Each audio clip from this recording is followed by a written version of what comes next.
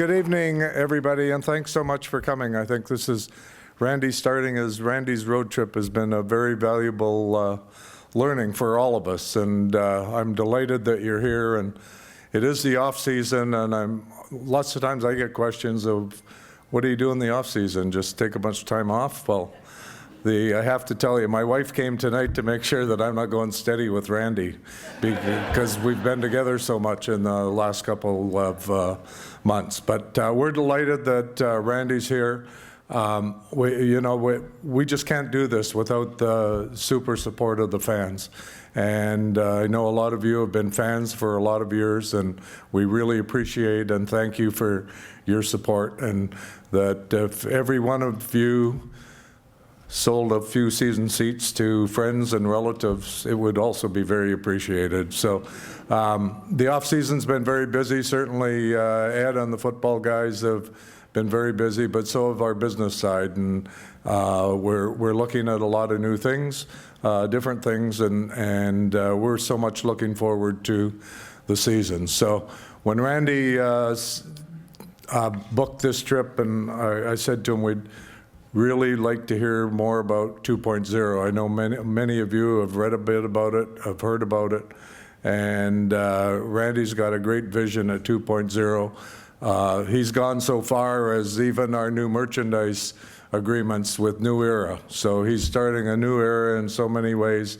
And so it's my pleasure to introduce and please welcome the Commissioner of the CFL, Randy Ambrosie. Randy?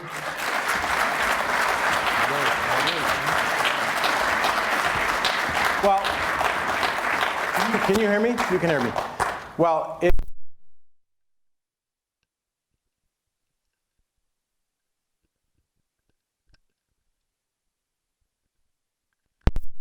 -37. At -37, by the way, for those of you who didn't study meteorology, you can actually see ice crystals in the air. Got on the plane, came here. I think yesterday afternoon, was it about 5 degrees? Beautifully sunny day, the sun's shining on the North Shore, and I'll tell you, you're at only one place in the world can offer a view like you can get here in Vancouver, and the start of what I knew would be a great visit here. You know, I'm so excited to do this trip again, to have an opportunity to meet with so many of our great CFL fans across the country. We've done Calgary, Regina here, and then we're going to Winnipeg next for Friday. And next week we'll do the 3 Ontario teams. The week after that, go to Edmonton and then to Montreal. And we're going to wrap it up by going back to Halifax this year and meeting with what we hope before too long to be our 10th fan base in our 10th Canadian Football League team, and really looking forward to that. So we put together a little slide presentation just to stimulate some thoughts. So you might ask, why is that young lady blowing a bubble? And it was because I sometimes will get feedback, people asking about 2.0, and ask, why am I not at home concentrating on more important things? And they will want me to be waiting by my phone, anxiously waiting for the players to call to negotiate the CBA. They'll want me anxiously sitting by the phone to work on, Toronto as an example is something that's often measured or mentioned. And I say, look, we can walk and chew gum. We have to be a league that can multitask. And I'm so excited tonight to have an opportunity to talk to you about why 2.0 matters. Why I believe it matters to our players, why it matters to our coaches, why it will matter to our teams, and most importantly, why it will matter to you. What is behind CFL 2.0? What do we think that it will help us to achieve? And what will be the long-term benefit of having a more international strategy for our game? So the next slide basically is where this all started. And it was a conversation that I had with the league governors that basically said, as I have read all of the business plans for the Canadian Football League that sit in a big stack on my desk, I found one common theme, and that was they were all basically written as though all 9 of our CFL markets were the same markets. And I think we can say with some degree of clarity that our 9 CFL cities, and then hopefully our 10th, in some respects are all very different. You could make an argument that cities like Edmonton and Regina and Winnipeg and Hamilton and Ottawa are largely Canadian cities. They could be defined by their Canadianism. But if you looked at Calgary, you'd say Calgary's different. It's much more defined by its north-south characteristics because of the oil patch. And then if you looked at Vancouver and Toronto, you would have to say they're not so much defined by their pure Canadianism as they are by being big international cities. And then Montreal is unique again in that it is more intranational. And so I said to the governors, we have to build a strategy that is more specifically designed around each of our cities in what makes them unique. So the next thing we did is started talking about the need for change. So in Toronto, and I'll just focus on Toronto for a moment, you know, in Toronto, in my memory, and I'm sure for many of you exactly the same, so we had Sherwood Schwartz who owned the Argos, and then Sherwood Schwartz got the team into the hands of Bruce McNall and his partners Gretzky and Candy. And then after that it was David Cinnamon and his partner. And then after that was David Braley. And then after David sold the team, it was Larry Tannenbaum and George Kopit-Bell. And now it's MLSE. And what I can promise you is that if you were under the mistaken impression, or anyone was under the mistaken impression that they haven't tried to get Torontonians interested in the Canadian Football League, you'd be wrong. Because they have. But it's like that bike. If you put the greatest athlete in the world on that bike with its very nice basket, and it might have those little streamers on the handlebars, and perhaps you've even put a player card with a clothespin for the authentic sound, you could put the greatest athlete in the world on that bike, and that you'll never win the Tour de France with that bike.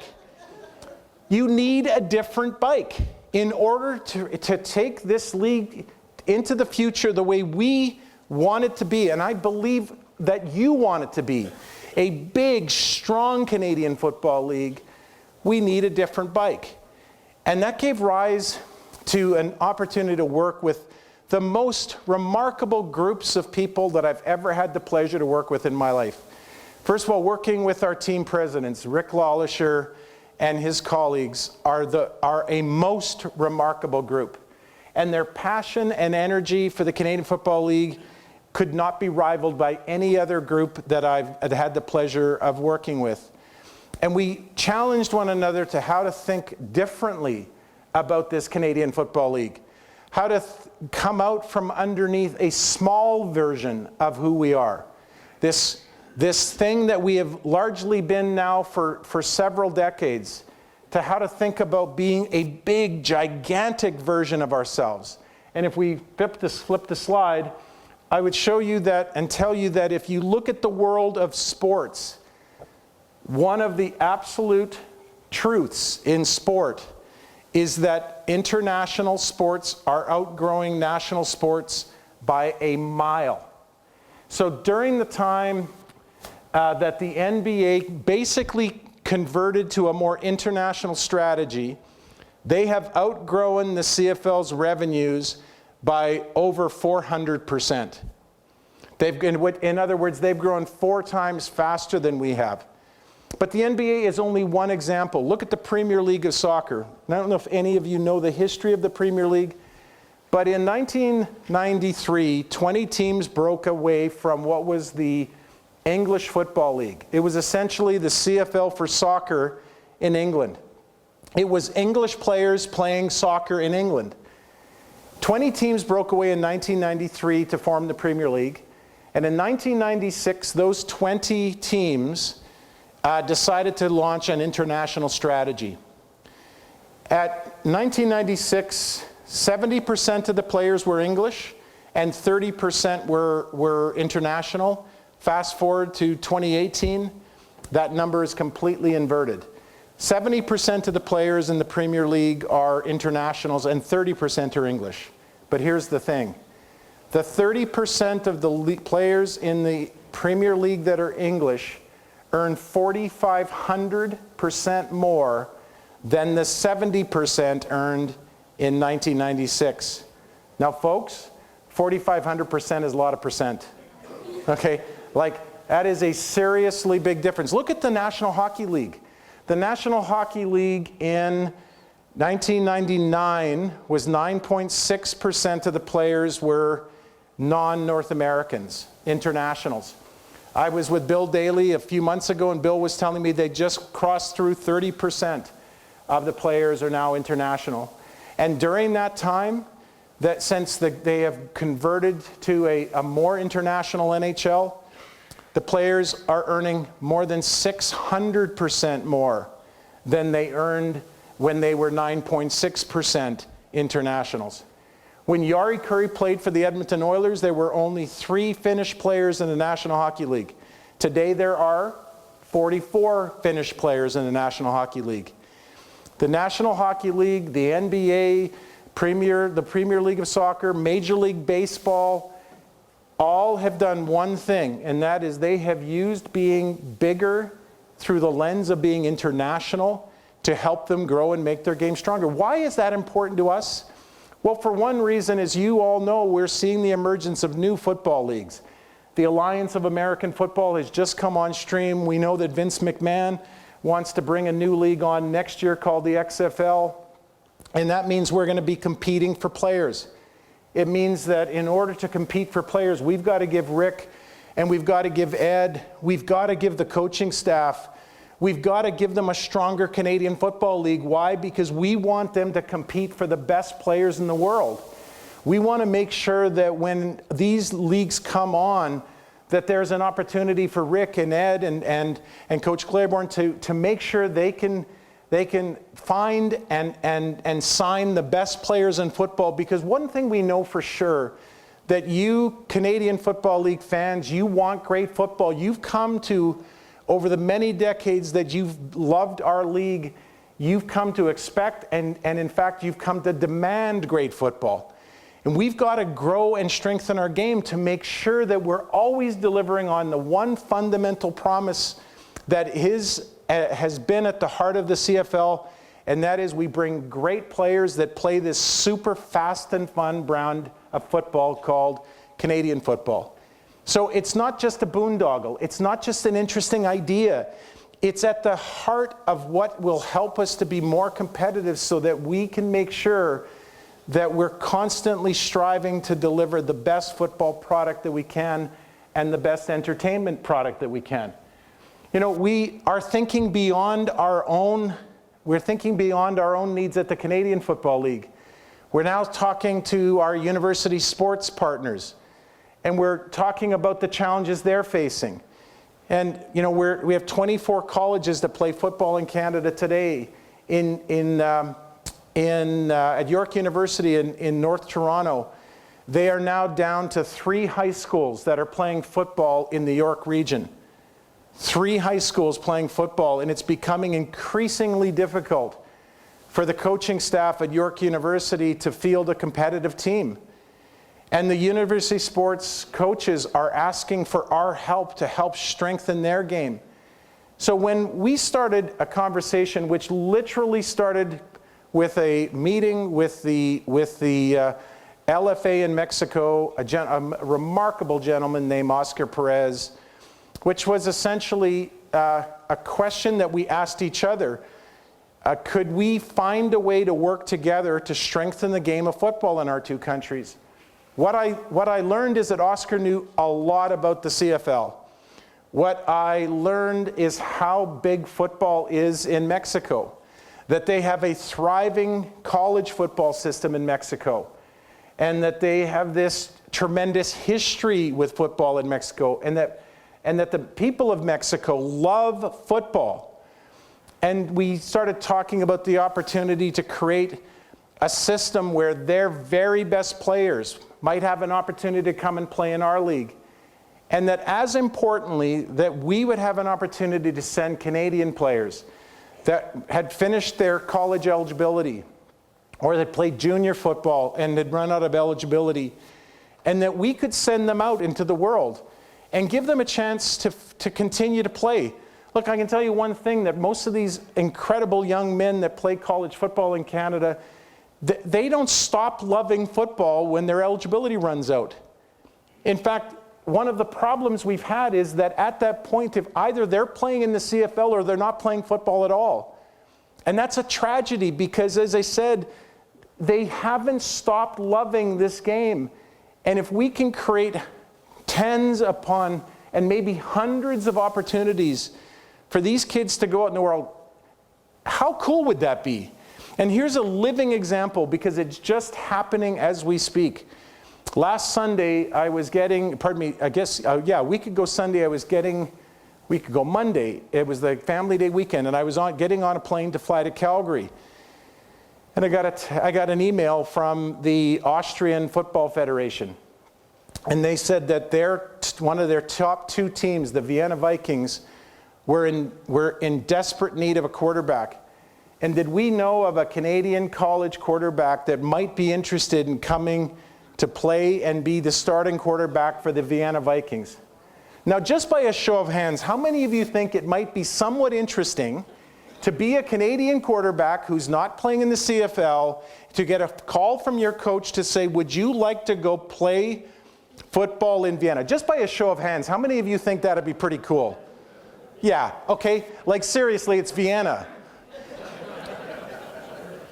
And we've been working hard in this kind of 10 days since then to see if we can find a player that wants to take that opportunity. And I think this is the beginning of a new era where we don't stop thinking about Canadians in our league in a small, narrow way. We start thinking about it in a big way. We start thinking about how do we create opportunities for Canadian kids who love football to play football in Canada or go out around the world. I also think, and Rick and I talk about this all the time. Okay, have I gone over my time? Okay, because that's kind of the way they roll here in BC. So I think, well, if we think about it through the broadest lens, these kids are going to go out. They're going to play another season or two of football. A young quarterback that goes to play for Vienna comes back 2 years later with 2 years of maturity under his belt, 2 years of football under his belt. This may be exactly what we've been waiting for, an opportunity to train and develop more Canadian quarterbacks. That we have to think about building our game through a big, wide lens. We have to look for ways to make football more exciting for kids to play. You know, one of the things that keeps us all up at night is we are seeing a decline in the number of kids that are playing football. We've seen the participation rates drop from about 180,000 10 years ago to 100,000 today. We're starting to see kids not playing as much of our game as we want and as we need. Because there is nothing like this game. Kids need more football, not less football. This game is so incredibly unique in the world of sports because you can't show me another sport that's like it. There is not another sport anywhere where you're going to have a guy playing for the Lions this year who is probably going to tip the scales at 330 pounds, and he'll be an all-star, and he'll be 5 lockers down from a player who will be $170 soaking wet, who's been an all-star, and every point in between. Show me a sport. Like, show me a sport anywhere in the world where you have the variety of athletes. You can take kids who can't fit into any other sport, who aren't the perfect profile for any other sport, and you can put them on a football field, and you give us a good football coach, and you'll take that kid, and not only will they play, but it'll change their life. Because there's nothing more welcoming and inviting than a football locker room for a kid. At a time when our kids are struggling for self-esteem, for a time when we're seeing rising childhood obesity rates, what time we're seeing a rise in juvenile diabetes at a time when kids need to feel a sense of belonging. There's nothing better than putting them in a football locker room. And we need to work hard together. But part of it is to create around the Canadian football game, to create an energy and a revitalization of who we are. You know, I sometimes feel frustrated by the idea when people say, well, you know, why are you doing this? Well, look, the NHL has done it, the NBA has done it, Major League Baseball has done it, soccer has done it. Why do we feel, if we do, and maybe we don't, but we just didn't realize it, why is it that we feel that we need to be small? What is it about this game that I know you love that we don't think that the world will love? Why is it that the 5 million people in France that are identified football fans wouldn't love our game just as much as you love it? They've just never seen it before. This game is fast and it's fun. And when's the last time you can remember a game played in the Canadian Football League that was 3-3 at halftime?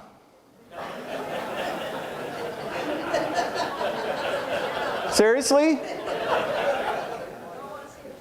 This game is fun and it's fast, and it's time that we take this game to the world.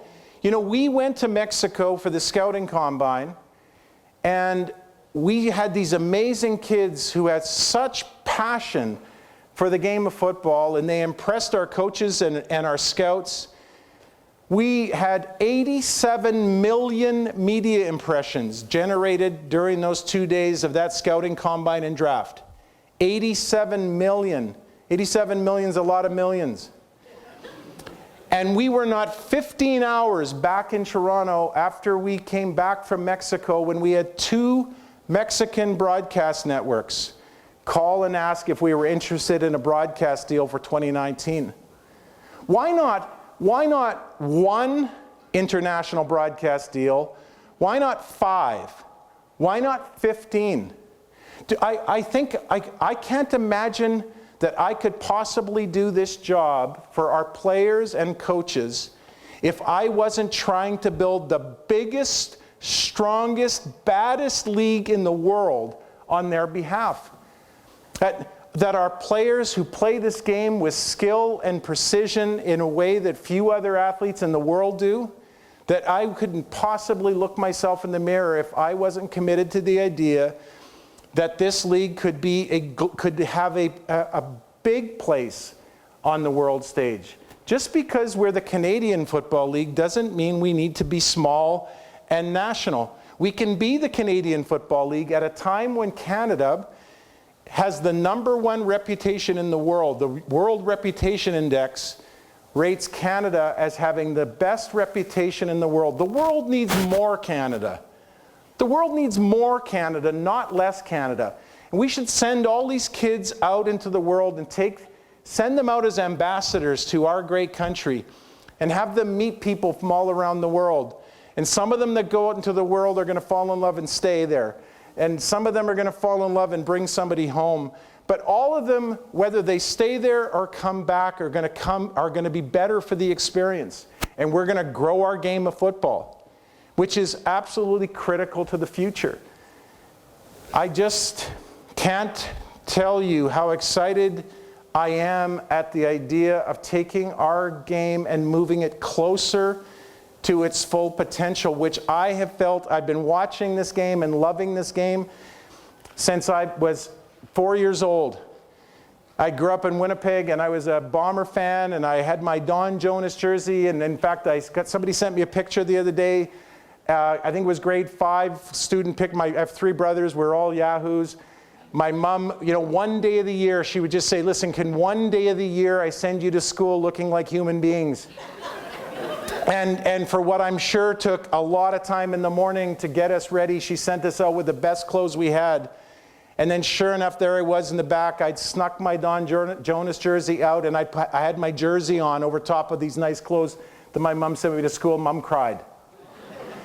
And through the entirety of my experience with this league, I think I've known, whether that was as a fan or as a player, I think I've known that we've never quite reached our full potential. And I can honestly say to you that that we won't be a straight climb to the top. There's going to be challenges that we'll have to overcome. But you can't drive your car, if you think about your speedometer as just a measure of where you are in that moment, you can't drive your car by staring at the speedometer. You have to occasionally look up and look through the windshield onto the horizon at where could we go in the... Why wouldn't we think of ourselves oftentimes as the second of two pro leagues, a much smaller second, living in the shadow of a giant. But in reality, what we've learned in the last year is that we're the second biggest professional league out of 40 countries in the world. 2 of 40 is much bigger than 2 of 2. And we can have a prominent role and play a prominent role in the international game of football. Why shouldn't the CFL be the epicenter of international football in the world? And all the benefits that will come into it, because so far, ladies and gentlemen, I've largely been writing this plan for an international CFL 2.0 on the back of a napkin. On the back of a napkin with amazing support from Rick and his colleagues and this amazing board of governors. And you go to Mexico and you come home and already there's the possibility of a TV contract. I don't think we even can't begin to know how big this could be if we start trying. And what I do know is this, that the other leagues have done it, and why should they do it and we don't? There's nothing about our league that should be limited by what we are today.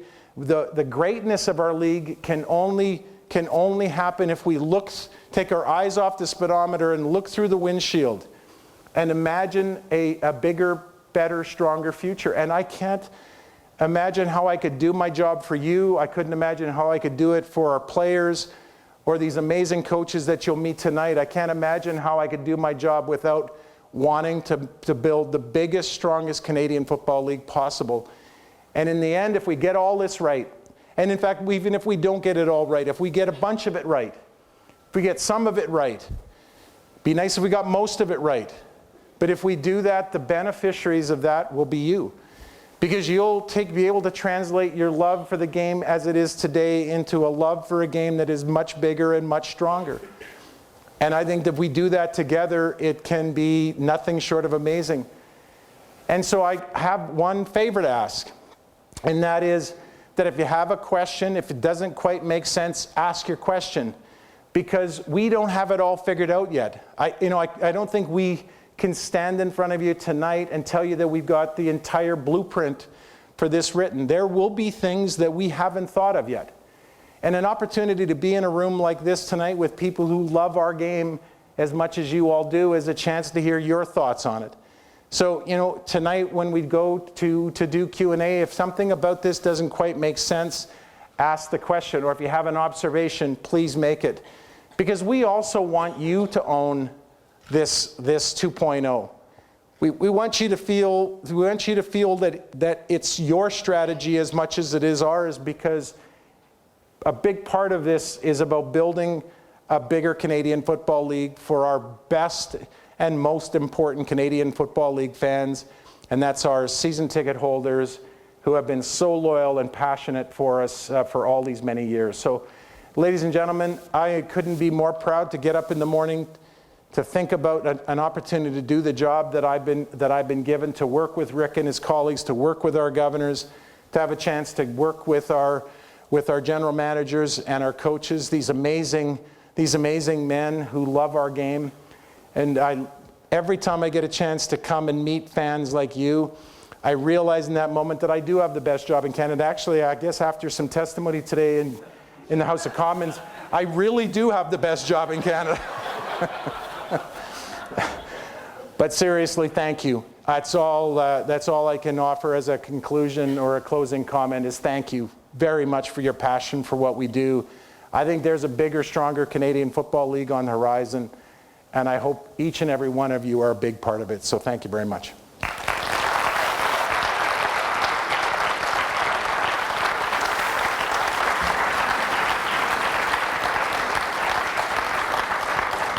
Very excellent info there, Randy, and then reminds me of a quick story of just how far we've come with our sports leagues becoming more international. I want to say it was a couple of seasons ago we were in Hamilton to play, and the view from my hotel room had basically the Cops Coliseum, the hockey arena was right there, and me being the sports nerd that I am, decided to tweet a photo of it. And afterwards, someone saw my tweet, reminded me, and I think I knew this, I was a little too young to remember, but that, of course, arena was famous for the Canada Cup games in '87 and '91, and this person reminded me that the reason they were played there was because Harold Ballard, the Toronto Maple Leafs owner, would not let the Russians practice in Maple Leaf Gardens. And we're talking like less than 30 years ago. So it's amazing when you think of an example like that, how far we've come as far as our leagues becoming a lot more international. Excellent job there presenting on CFL 2.0, and we'll talk more about that as this evening goes on. We are going to get going with the panel discussion here in just a couple of moments. We've taken questions from you. Thanks to all those who submitted these great questions. We'll roll through as many as we can. And a reminder to our fans watching on Facebook Live, we will have the opportunity to answer some of those, so keep those coming in. Christina and Alex are here in front monitoring the Facebook. For now, we're going to introduce the rest of our panel. As you know, Commissioner Randy Ambrosie. Up next, we're going to welcome the general manager of your BC Lions. He hasn't slept much the last couple weeks, but he's here. It's Ed Hervey.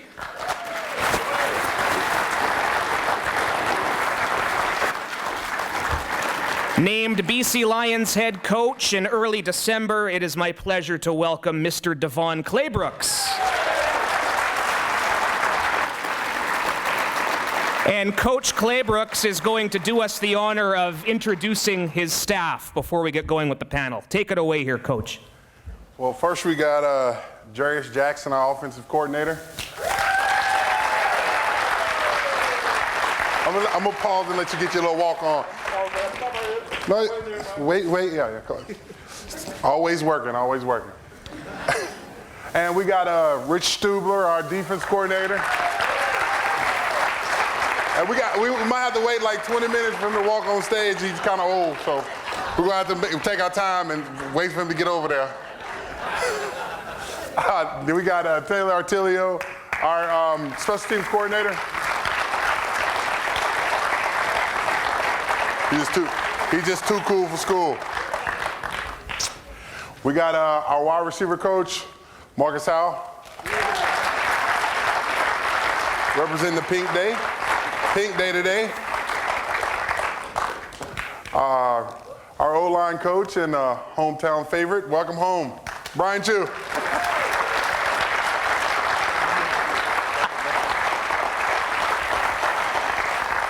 You probably hear this mouth in the back in the corner. Our running back coach, Nick Lewis.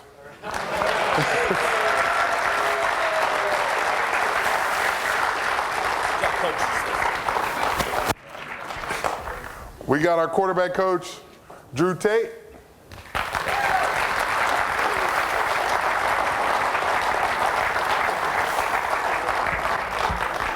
We have our defensive back coach. I guess you guys all know him. He really don't need an introduction, but I'll give him one anyway. Ryan Phillips.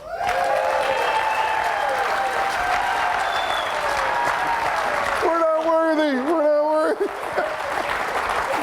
And last but not least, we got our special team and offensive assistant, Keith Stokes.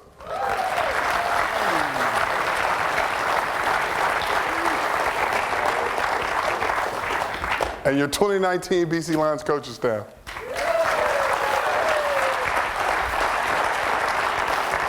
Yeah. We have a few players here as well. We got a wide receiver, Will Watson. Appreciate it. Defensive tackle, Claudell Lewis. You look so big. Wide receiver, Brian Burnham.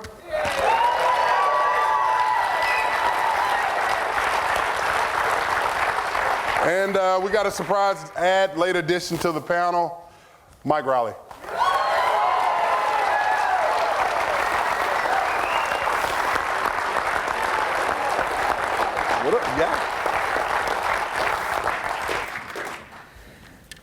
Nicely done. And I think with Coach Stubler, we still have the youngest coaching staff in the league by far. Is that right, Devon?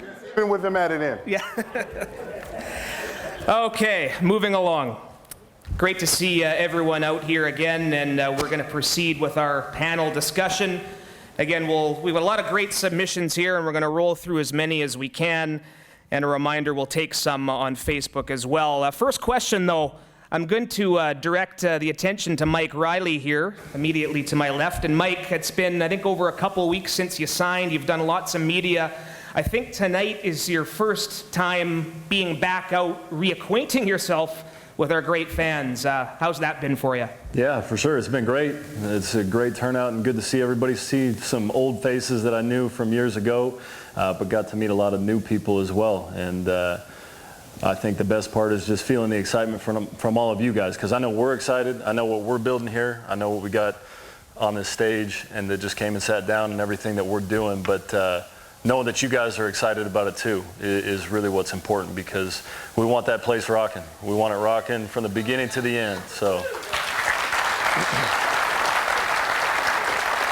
And I see a couple of your receivers are here tonight, Brian Burnham, William Watson.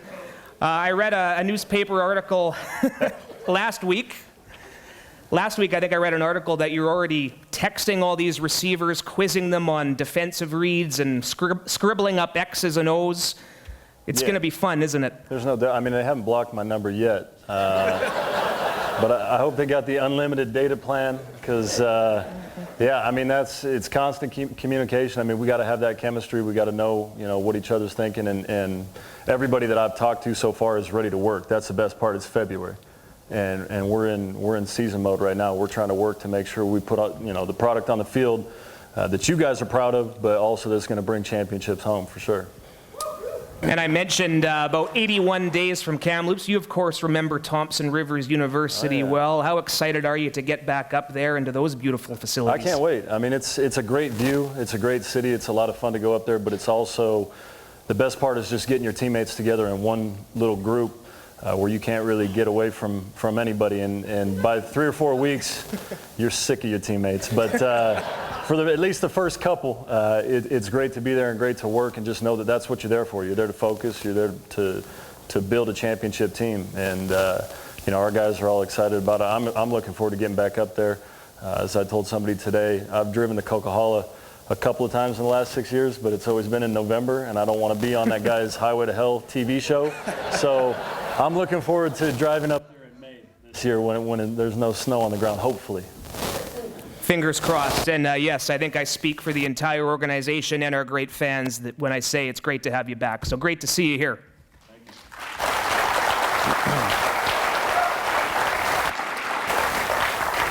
Okay, moving along with some of these submissions, some great submissions, and we're going to talk a bit more about CFL 2.0 as part of this. Randy has a couple other things he'd like to ask you in a few minutes as well, but I was going to ask a question here for head coach Devon Claybrooks.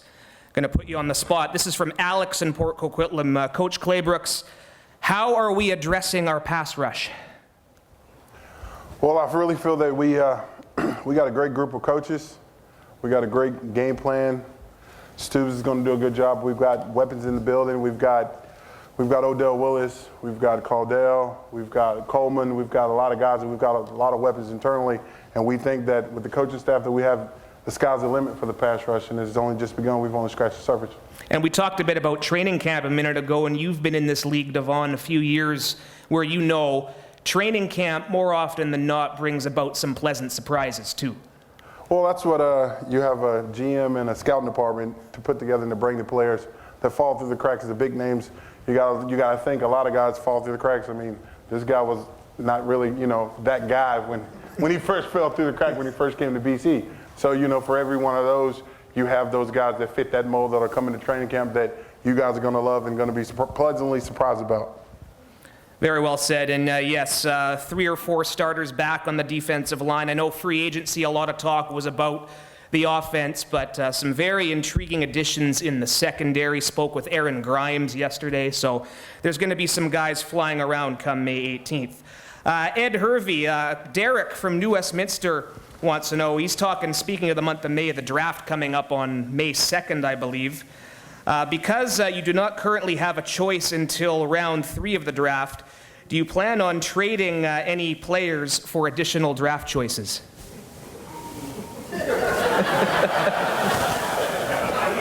Figured we'd put you on the spot, too. There's not one me on the spot. The reality is this. We're going to do what we need to do to make our team the best possible team going into training camp. If there's an opportunity to trade and get into the first round, if we feel that there's a player worthy to make that trade, we will do that.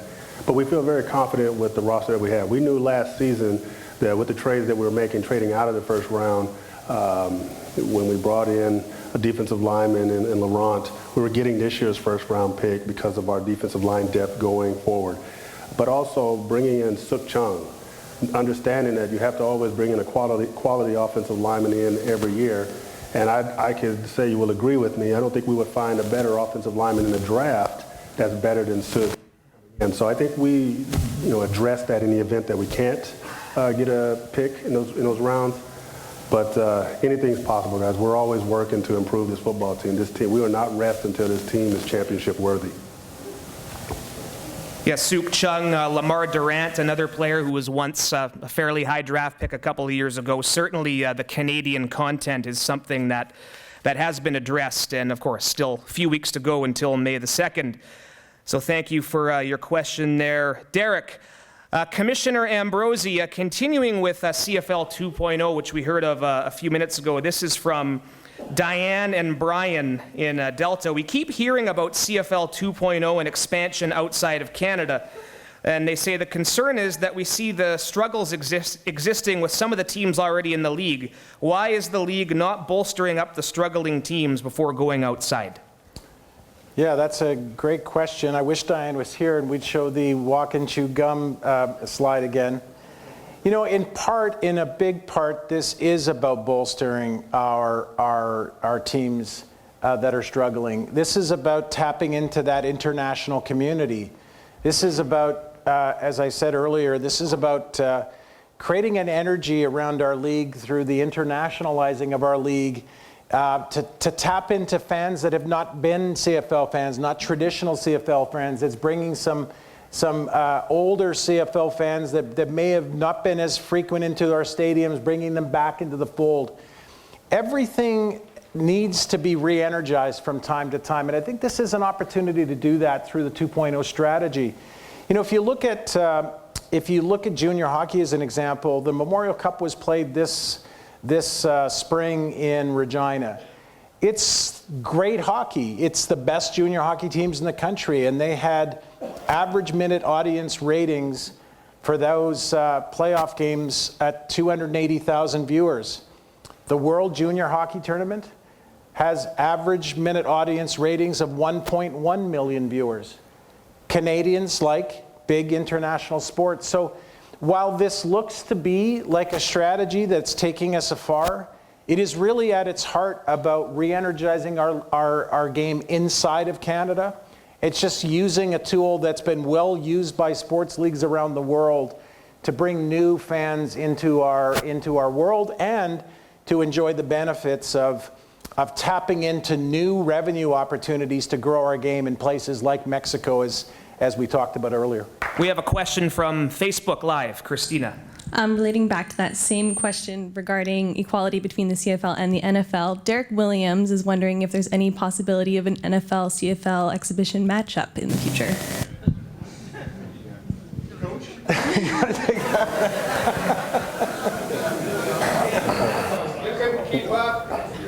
Well, the rules are really too different to actually integrate the two games, because which rules are you going to play with? So, it's just a lot of parameters and particulars that you got to iron out. So, no.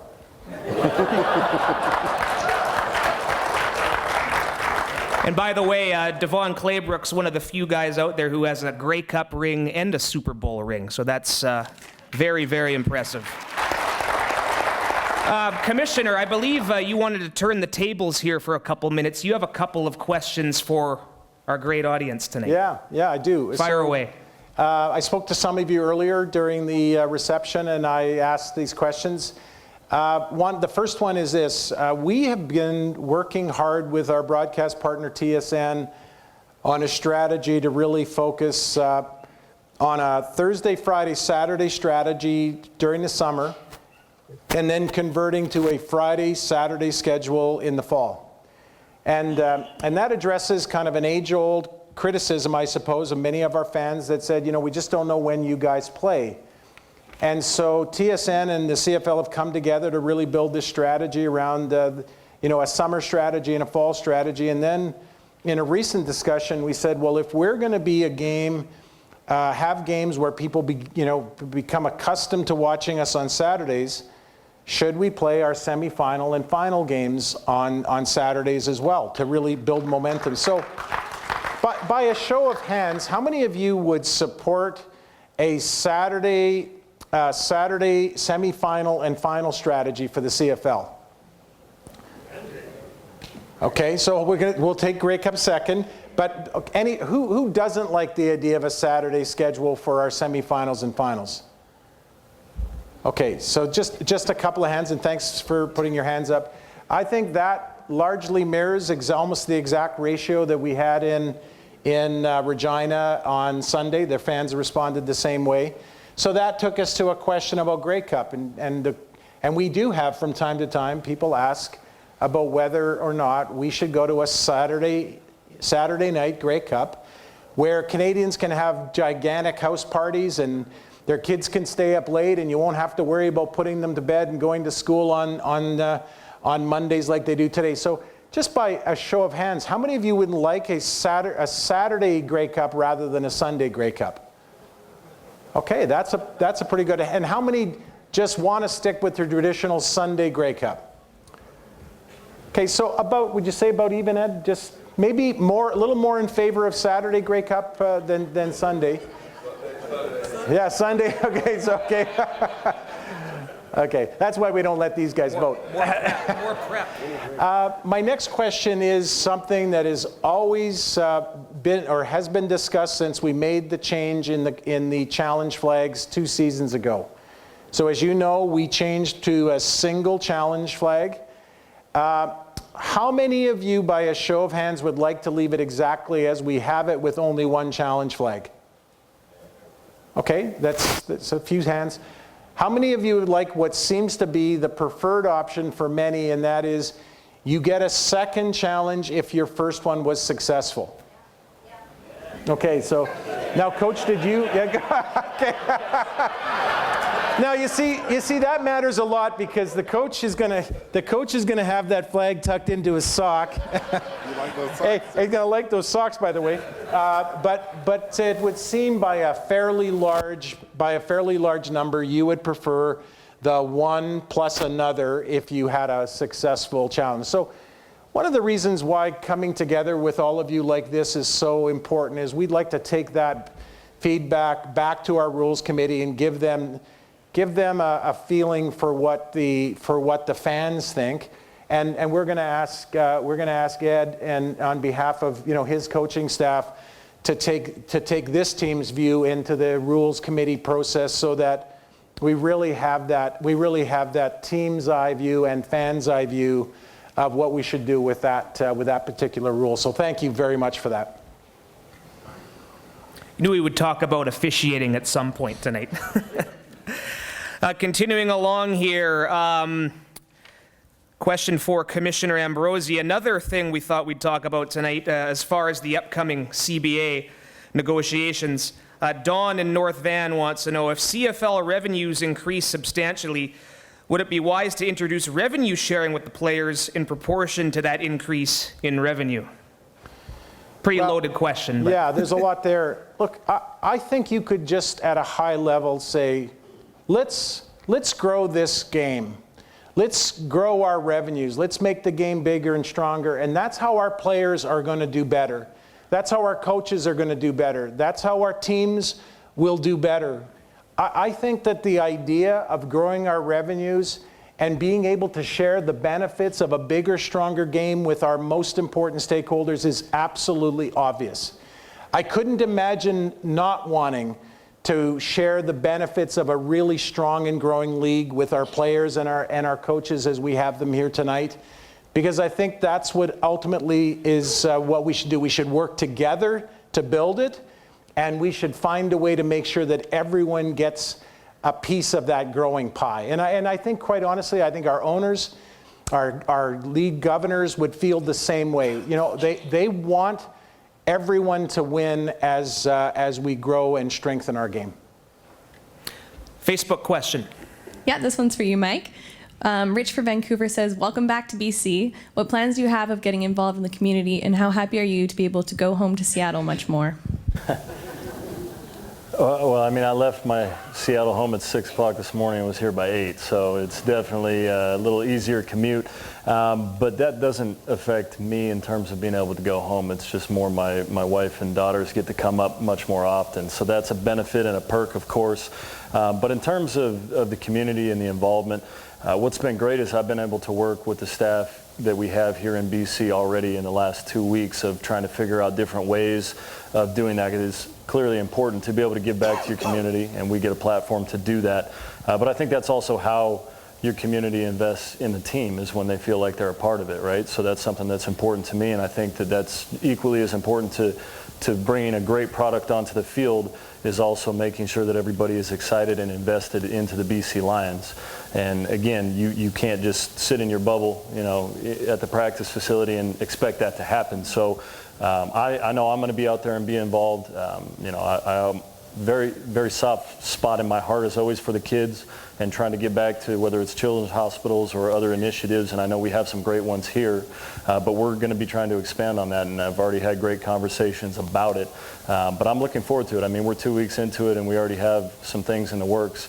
It's going to take a little time to do it the right way and to get things to work properly and to have a big impact, but make no mistake, I understand the importance of that being equal to what we do on the football field. I have a question for Coach Claybrooks. You've introduced your staff tonight, and you're all under one roof for the last couple weeks for the first time. What goes into that? You know, are you actively planning training camp? Or are you planning all your schemes and everything? What goes into your initial preparation once you're all under the same roof? I don't know if I want to tell you what goes on behind the curtain, guy. Well, I have a wall next to these guys, so I can saying. hear some of it. But Nah, yeah. well, we've been working together, like, I mean, as soon as we implemented the staff and got everybody signed, sealed, and delivered, we've been working together since the end of December, working on free agency, deciding on the direction that we wanted to go and understanding that. And after that, we're putting together our playbook. The best part about this is if you get player involvement and you understand the dynamics of what you want to do, how we want to be offensively, defensively, and special teams, and we all brainstorm, and you know, it's, even though I'm the head coach, we all in this together, and we're all in like a little marriage type thing. And you know, I'm just I get the big piece of chicken. So, but for the most part, that's kind of how we do it. And then you progress on from the playbook, then you go to training camp and you install and how you want to do it, and you got to kind of line it all up together because we can't go all out blitz and they're practicing empty all day. It kind of doesn't work that way. So just things like that. So that's where you got to be on the same page. And the best part about it is that we all genuinely like each other. And we're not thrown together in the staff. We're all friends. So it's like going to work every day with your friends. So it's a good situation. And I was going to say, not only do you have a bunch of ex-players, but a bunch of recent ex-players. I mean, how much of an advantage can that be? It's definitely an advantage. They can really relate to the players and understand. Because they're my friends as well, so they know me. That's probably the most important part, and they know players. So they understand the standard that I want, what's going to be acceptable and what's not, and how to relate that to the players and to get that message across. And like I said, they all were upper echelon players, so they definitely knew how to cheat the system, so they can really figure it out when the players are trying to do it. So they're not going to let Burnham pick out and be like, okay, I'm going to third rep here so I can go against this rookie DB. And, you know, they've already seen that and done that numerous times with Marcus and Nick. So you get that. So when you get that aspect, you kind of get that taken out of the way. Before we finish off, one more I wanted to squeeze in for Commissioner Randy Ambrosie. Wayne from Port Coquitlam, he'd like to see an improvement in both CFL.ca and the app. More specifically, he talks about more up-to-date scores and stats, just like the Score app. That's a pretty good one as well. Anything you'd like to add to that, Commissioner? Yeah, I think we're trying to look at everything we do as it relates to what we put in front of our fans and make it as entertaining and as dynamic as we can make it. You know, we are striving to push ourselves to think about not just through the lens of what we currently are doing, you know, how the app is currently structured or how CFL.ca is currently operating, but what are the next and what are the best practices in the world of entertainment and technology, and what might we do to elevate those experiences for our fans and give you more entertainment to take in and enjoy the great stories. You know, one of the things that we talk about a lot is how do we tell the stories of our players and our coaches? How do we get the character of, that is so inherent to these incredible men? How do we tell those stories? Because we feel like if you get to know them, if you have a chance to kind of get an inside look at who they are, it's just more fun. You can relate to them, and ultimately that helps you cheer them on and be fans for them. So that's one of the things that we're talking a lot about is, you know, how do we tell those personal stories and make those connections for you that you get to know these incredible people. Very well said. And any closing thoughts, Mr. Commissioner, before we wrap things up? What about the Vanier? Yeah, so if I may, I'll take that. We are talking to the U Sports, I think, as real partners with them. When we met with them and started talking about CFL 2.0, they want to do it. They want to attract kids from around the world to come and play university football here in Canada. There's a tremendous interest from our 24 U Sports teams to do that. I should give Coach Nill a shout out because he was the one that originally introduced me to Oscar Perez from the LFA and gave me an insight into how big football was in Mexico. But one of the conversations we're having right now is bringing the Grey Cup and the Vanier Cup back together again.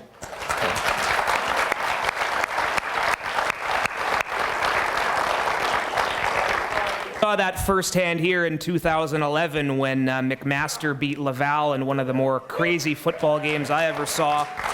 And then, of course, we all know what happened on the final Sunday of November 2011. Mike Riley was there, of course.